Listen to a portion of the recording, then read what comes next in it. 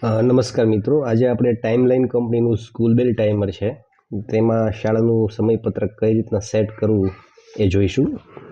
તો અહીંયા જે 3 સ્વિચ છે એમાં સૌથી પહેલાં આપણે આ સેટની જે સ્વિચ છે, બટન છે, એને આપણે દબાવી રાખશું.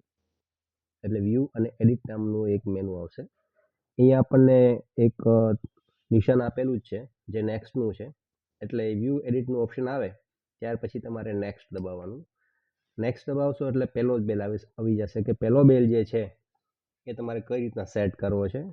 હવે આ પહેલો 1 નંબરની નીચે ઓફ છે, તો આપણે ઓફ છે એને ઓન કરવું છે.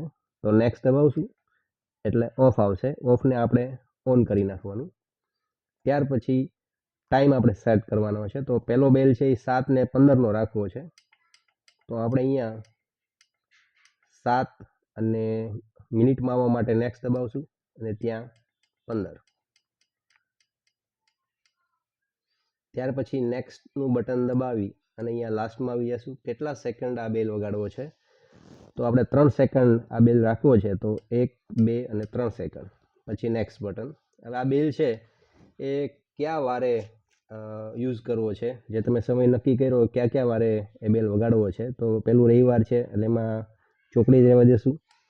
પછી સોમથી શુક્ર આપણે આ બેલ સેટ કરવો છે. તો સોમથી શુક્રમાં જે ચોકડીની નિશાની છે એની આપણે ખરાની નિશાની કરી નાખશું.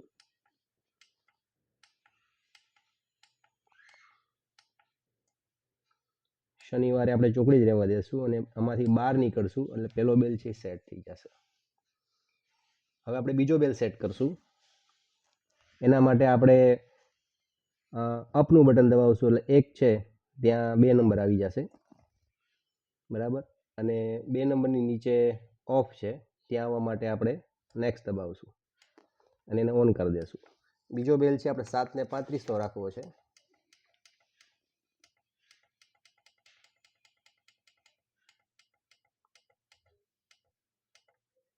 7 કલાક અને 35 મિનિટ.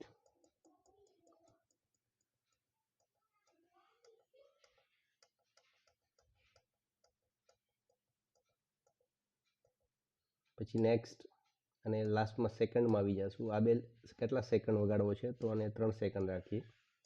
શક્ય હોય તો વધુમાં વધુ 5 રાખી શકો, પણ 5થી વધારે ન રાખો તો સારું, જેથી કરીને તમારો જે ગોંગ બેલ છે એની આયુષ્ય વધી જાય.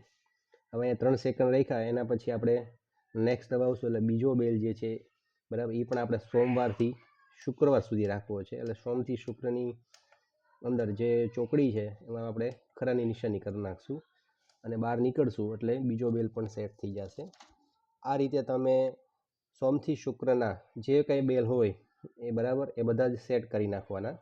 ત્યાર પછી ના બેલ જે છે શનિવારના સેટ કરવાના. અને આ બધા બેલ સેટ થઈ જાય, બરાબર, અને તમારી જે રેગ્યુલર સ્કૂલ હોય એમાં કોઈ ટાઈમ ચેન્જ થાય તો ફક્ત અહીંયા જે ઓન છે એને ઓફ કરી નાખવાના અને પાછળ જે બેલ ખાલી પડેલા છે એમાં તમે સેટ કરી શકો, જેથી કરીને વારંવાર તમારે બેલ સેટ ન કરવા પડે. આભાર.